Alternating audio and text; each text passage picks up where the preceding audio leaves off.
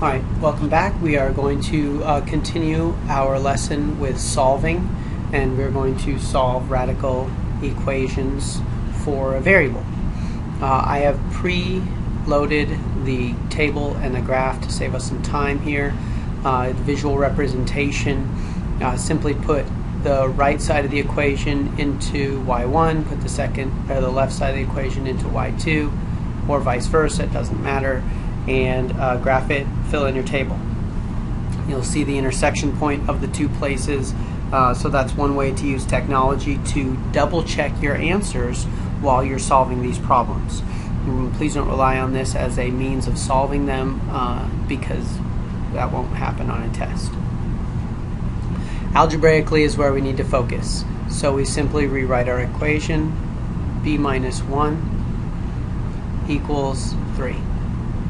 In order to get rid of the square root, we square both sides and we get b minus 1 equals 9. Add 1 to both sides and we get b equals 10, which is verified in the answer graphically.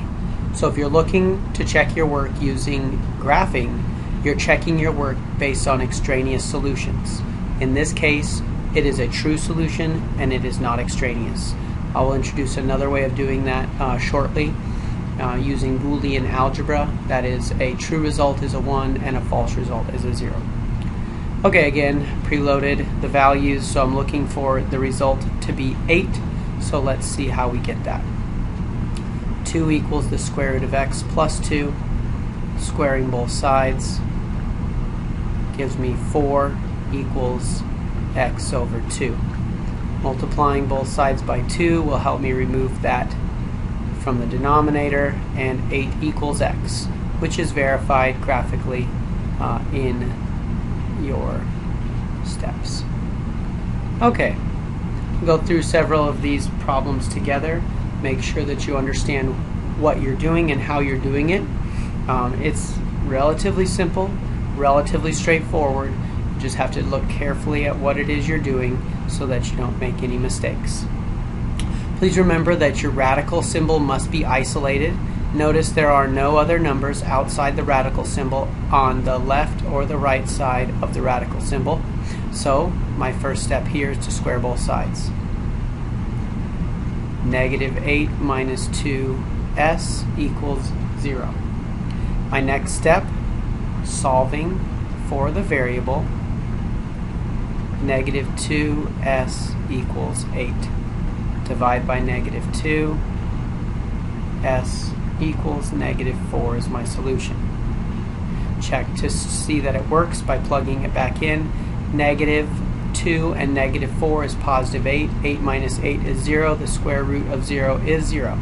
Checks out. Not extraneous. In number 4, you'll notice there's a number 7 outside of the radical symbol. You'll also notice that the index is not a square root, this is a cube root. That changes this problem only slightly, but you must be very observant to that when you're solving these problems. The cubic root of 5x minus 7 equals 12. Now I'm going to raise this to a power that will get rid of the radical. And because it's an index of 3, I must cube both sides. 3x minus 7 equals 1,728. Add 7 to both sides. 3x equals 1,735. That should be a 5, not a 3. Divide both sides by 5. X equals 347. Always check your solutions to make sure they are not extraneous. Alright, what we're going to do on this page is we will begin on the odds. You will continue with the evens and be prepared tomorrow to discuss the even-numbered problems with your group mates. Prior to moving on with your worksheet, you will have to demonstrate that you and your group mates fully understand how to solve questions 6 through 14 So please do some practice here at home and be prepared to share with your group mates once you get to school tomorrow. All right, rational exponents are no different than index numbers on a radical. So that means I'm going to raise both of these sides to the 5th power. X plus 8 equals 32 because that's 2 to the 5th power. Subtract 8 from both sides. X equals 24. Make sure to put that back in and test to make sure that that actually is a solution and it is not extraneous. On number 7, I will show you how to use your calculator using the test function so you can actually see how the calculator will give you the result as a true or false statement. Okay, identify that there are no numbers outside the radical symbol. Since there are no numbers outside the radical symbol, it is isolated. Therefore, I will square both sides to get rid of it. I'm going to go ahead and write this out as the perfect square trinomial that it is to save myself a step. And then I'll just rewrite this as 7x plus 15. I'm going to move all of these numbers to the same side by using subtraction.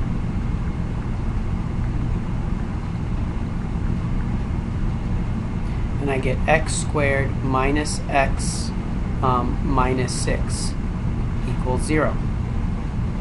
Using mental factoring, I will solve this problem into x minus 3 and x plus 2. Solving both of these for x, I get x equals 3 and x equals negative 2. Alright, bring up the calculator. Go back to the original problem. X plus 3 equals the square root of 7x plus 15. Okay? Now, how do you get this equal sign in your calculator? That is second test, and you'll bring up all of those equality and inequality statements that we talked about earlier this year. You pick the one you want. In this case, it's going to be that one. Since I've already picked it, I won't again. And then you insert it into the equation exactly like you see it. Now what you see here is the value x. Remember, x can be anything you want, and most likely it's already programmed as a number. So you need to program it as the number you want it to be. Pick one of your two solutions, it doesn't matter which. Notice I've picked 3. Use the store key. That's what that arrow is, store.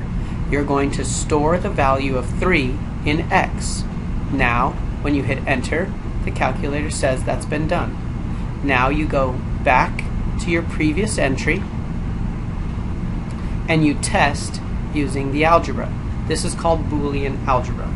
This tells me that this statement is true because the response that has been given is a 1. If the response comes back as a 0, that means that it is a false statement and the value of 3 is an extraneous solution in this problem.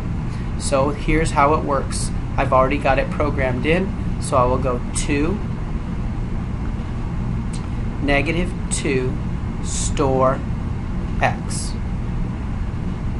Now the value of x is negative 2. Bring back your previous entry and test it again. The value 1 comes back, which means when negative 2 is plugged in for the x's in this problem, it is also a true result. I use check marks to show the difference between the real solutions and the extraneous ones. Always check for extraneous solutions when you're dealing with radicals. Alright, question number 9. Identify that there are no numbers outside of the radical symbol. Since there are not, you will simply square both sides. Negative 10 plus 7p equals p squared. I'll move all of the values to this side of the equation, so I'll add 10, subtract 7p, and I'll rewrite it appropriately. P squared minus 7p plus 10 equals 0.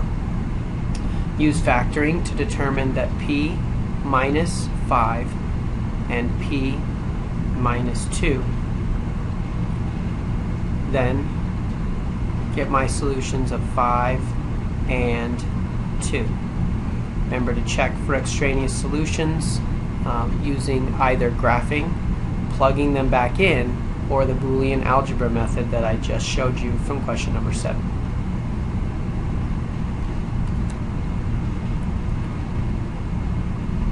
Alright, remember, you must first identify if there are any numbers on the outside of the radical. Remember, a rational exponent is exactly the same as a radical.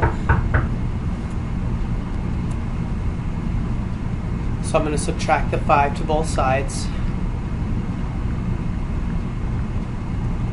X minus 5 equals 3x minus 11 to the 1/2 power. Square both sides. Rewrite this as the perfect square trinomial. X squared minus 10x plus 25 equals 3x minus 11. Move both of these numbers to the other side.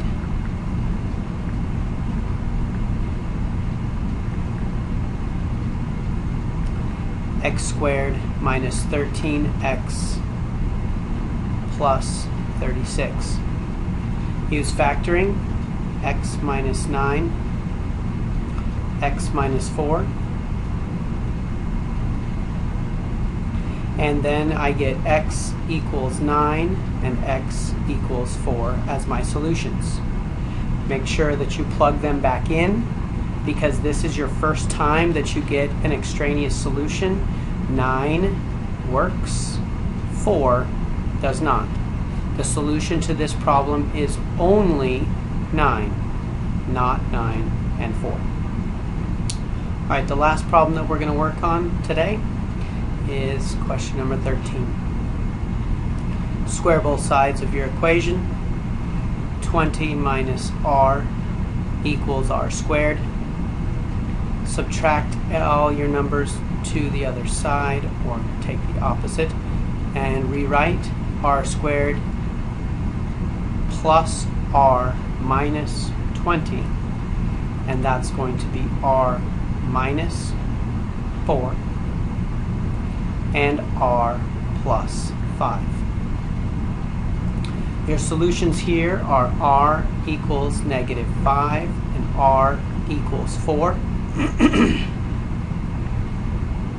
Check for your solutions, because negative 5 is extraneous and 4 is not.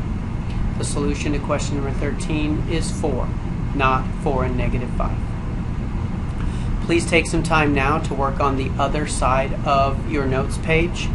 Be prepared to share with your group mates, and be prepared to talk about the things that you're having difficulty with, as well as the things that you can do very well. Be ready to explain how you got your solutions before moving on to your next part of your assignment in class tomorrow.